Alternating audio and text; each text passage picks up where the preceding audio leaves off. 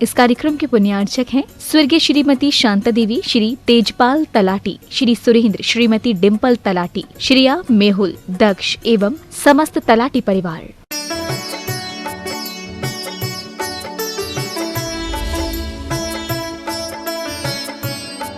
No कर्म के साथ तन्मय होता नहीं, क्योंकि परिणाम परिणामी से भिन्न होता ही नहीं। इसलिए व्याप्य व्यापक भाव से आत्मा पर द्रव्य का कर्ता नहीं है। आप समझ लीजिए, घड़ा बनेगा तो मिट्टी से बनेगा। आप निमित्त हो सकते हैं, कुमार निमित्त हो सकता है, लेकिन कुमार घड़े रूप नहीं बनता। ये व्यवहार की भाषा। निश्चय ने तो कहता है जीवो न करे दिघड़म। व्यवहार क्या कहता है? जीव ने घड़ा बनाया, कपड़ा बनाया, भोजन बनाया, माने भात बनाया, ये व्यवहार है। निश्चय क्या कहता है? जीवो न करे दिघड़म नेओपडम नेओ शेष गे दब्बे जोगव ओगा उप्पा दगायते सिंहवदी कत्ता। क्या कह रहे हैं? जीव घट को नहीं करता, पट को नहीं करता और शेष द्रव्यों को भी नहीं करता। जीव तो अपने योग और उपयोग को ही करता है। योग और उपयोग, योग का मतलब मन वचन काय की प्रवृत्ति, और उपयोग मतलब अपना ज्ञान, इनका कर्ता जीव है। देखिएगा, आप कहोगे कि पहले ऐसे कह दिया व्यवहार से, अब निश्चय से ऐसे कह दिया। सत्य क्या है? देखो भाई, विवक्षा बस दोनों सत्य हैं। वस्तु अनंत धर्मात्मक है।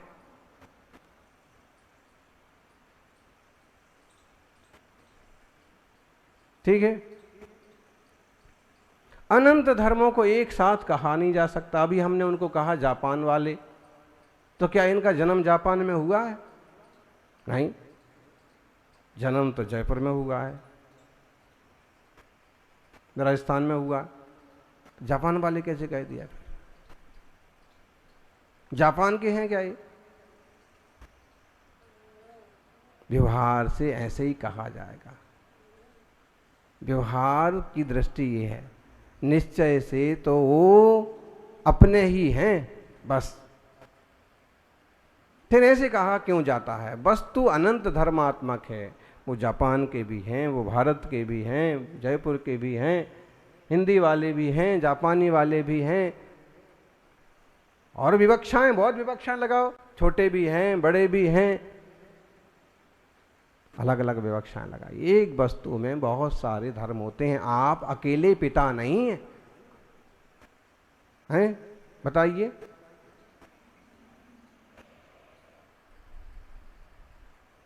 प्रधान जी, आप अकेले पिता हैं कि कुछ और भी हैं? बहुत कुछ है।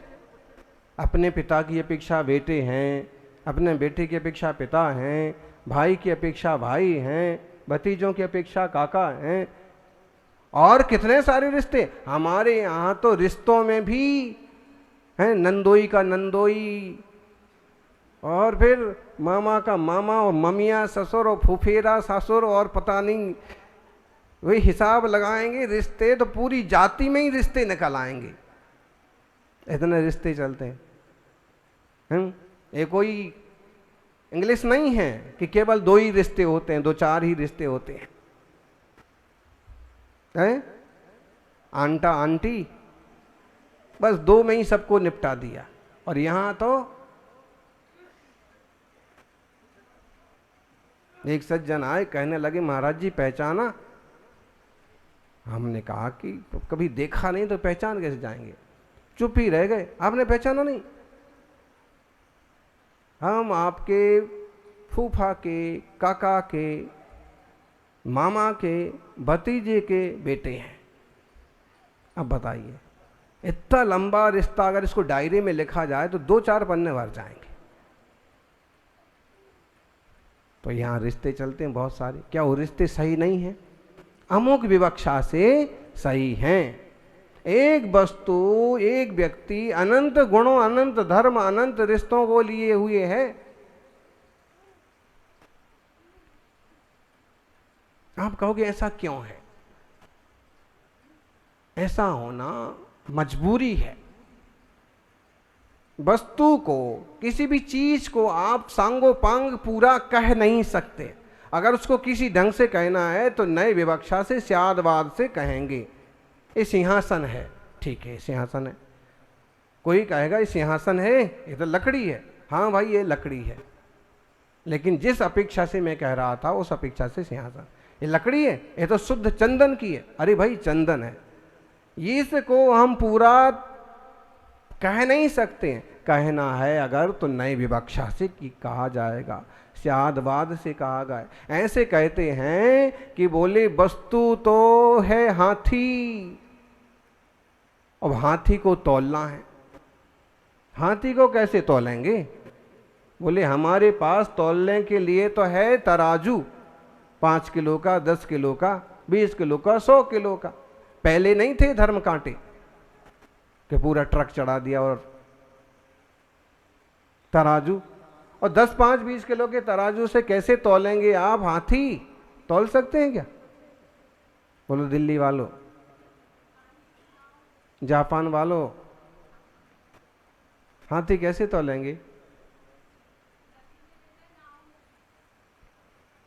देखो इनको पता है। अगर आप पुराण शास्त्रों का अभ्यास करें तो कई सारी बातें मालूम पड़ती हैं।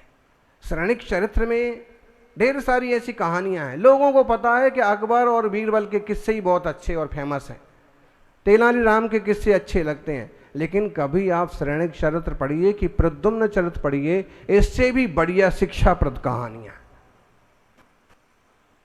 सम्राट सैनिक ने नंदीग्राम वालों से कहा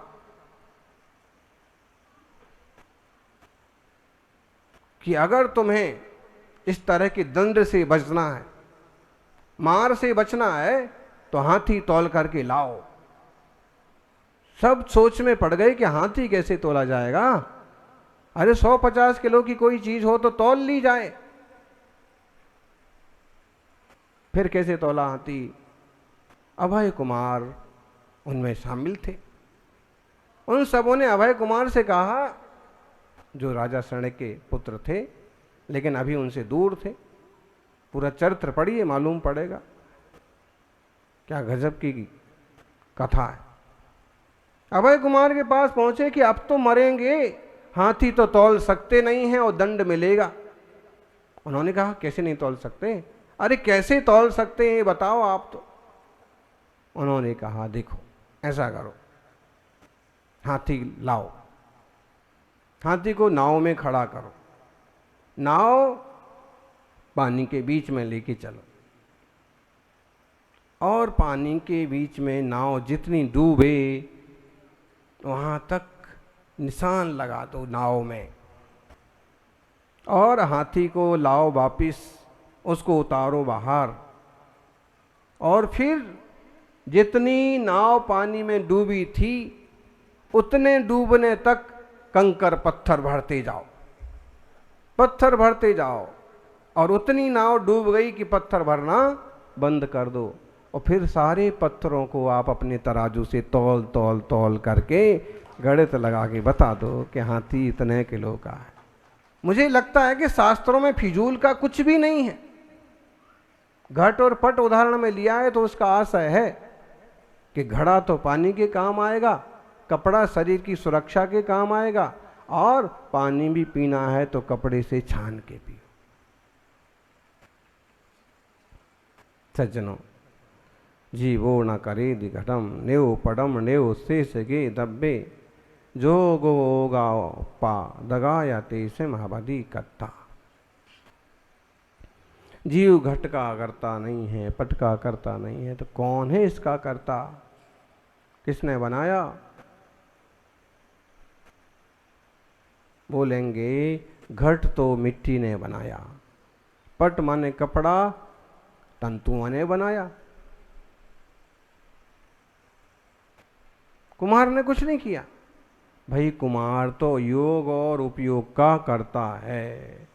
एक द्रव्य अगर दूसरे द्रव्य का सर्वथा करता हो जाए, निश्चय से भी करता हो जाए, तो फिर भिन्न द्रव्यों की व्यवस्था ही ना बचेगी,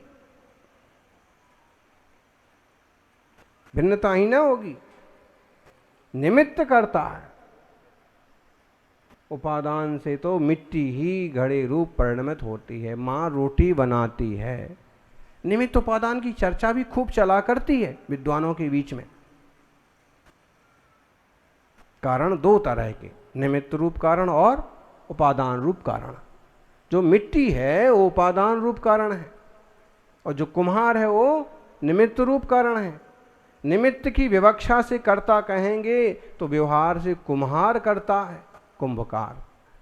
और अगर उपादान की अपेक्षा से कहेंगे तो निश्चय से मिट्टी ही घड़े की करता है। पूज्यपाद स्वामी ने एक बात लिखी है,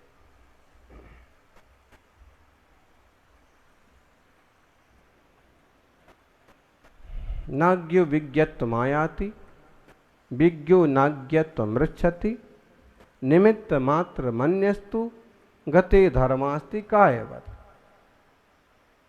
ये कहते हैं मूर्ख आदमी को विद्वान नहीं बनाया जा सकता। बना सकते हैं क्या आप मूर्ख को विद्वान? और विद्वान को मूर्ख भी नहीं बनाया जा सकता। तो आप कहोगे जब विद्वान को मूर्ख नहीं बना सकते हैं, मूर्ख को विद्वान नहीं बना सकते हैं, तो प्रवचन वगैरह की कोई ज़रूरत ही नहीं है। इसका मतलब है जो लोग नहीं आ रहे हैं वो अच्छे हैं, वो समझदार है। कि हम मूर्ख हैं तो हमें कोई विद्वान नहीं बना सकता है, और अगर हम विद्वान हैं तो कोई मूर्ख। लेकिन वस्तु व्यवस्था ही है। उदाहरण दिया ना नीचे, गते धर्मास्ति कायवत्। अगर कोई चलना चाहे तो धर्मास्तिकाय, चलने में निमित्त बनता है। अगर कोई चलना ना चाहे तो धर्म द्रव्य क्या जबरदस्ती पकड़ के ले जाएगा? कोई रुकना ना चाहे तो अधर्म द्रव्य जबरदस्ती रोकेगा क्या? नहीं। ऐसे ही कोई विवेकी बनना चाहे तो मुनिराज के प्रवचन उसके ज्ञान में, विकास में निमित्त बन जाएंगे। और कोई ना बनना, ना समझना चाहे तो बोले हैं पंचों का फैसला सिर माथे, पनाला तो यहीं गिरेगा। भाई पंचों की बात तो ठीक है, लेकिन करना मुझे जो है वही करूंगा। अब इतने पंच समझा समझा करके क्यों नहीं उसको सीधी लाइन पर ला पाए? और वो कह भी रहा है पंचों की बात सिर माथे। कहाँ सिर माथे रही फिर? तो जो ना सुधरना चाहे उसे नहीं सुधारा जा सकता, ना बदलना चाहे उसे नहीं बदला जा सकता। निमित्त क्या कर लेगा? 100% उपादान हो, 100% निमित्त हो तो जाके काम होता है।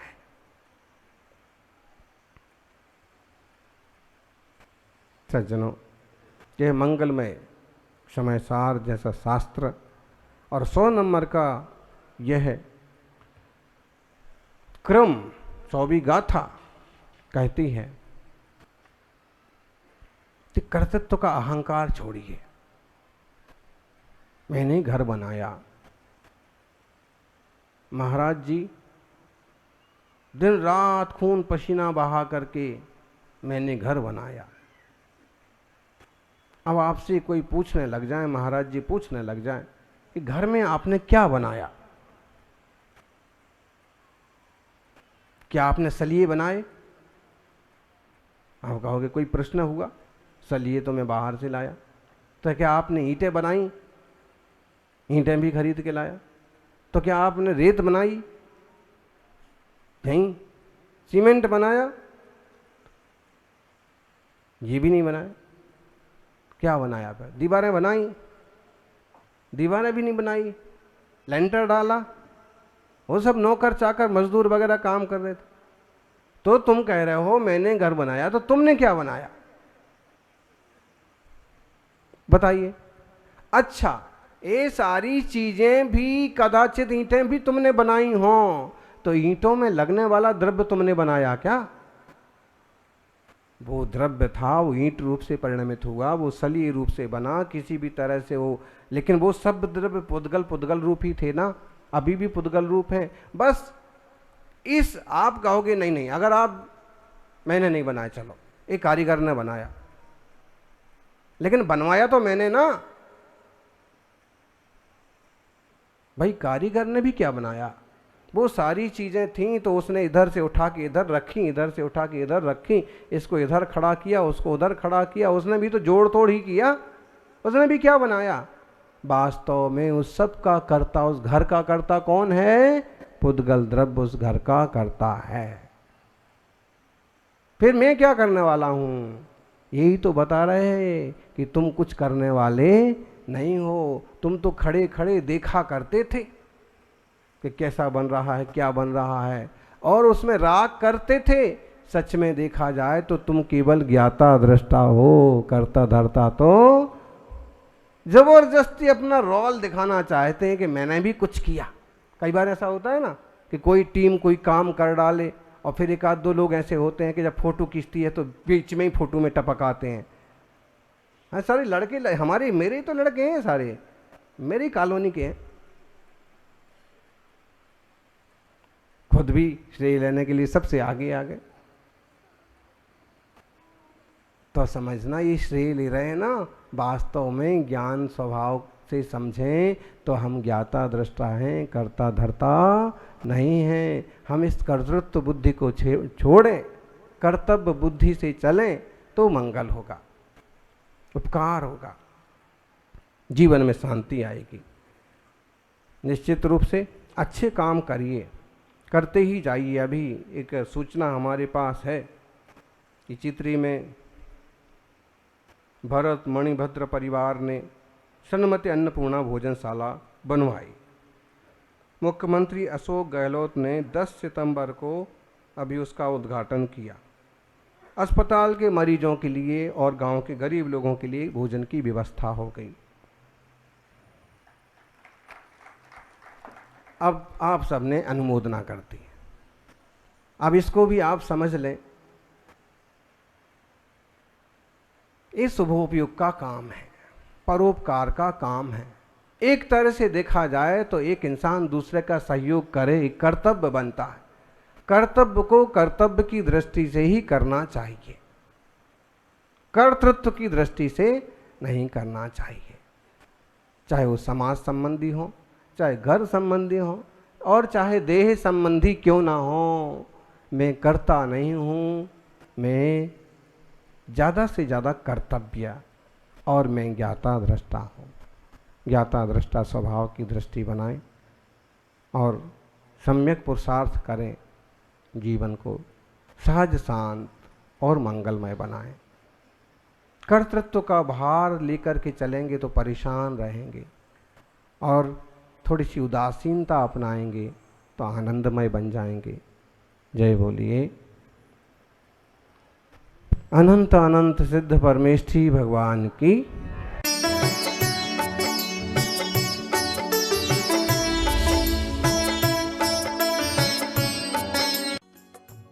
इस कार्यक्रम के पुण्यार्चक थे स्वर्गीय श्रीमती शांता देवी, श्री तेजपाल तलाटी, श्री सुरेंद्र, श्रीमती डिम्पल तलाटी, श्रिया मेहुल, दक्ष एवं समस्त तलाटी परिवार। श्री सम्मेत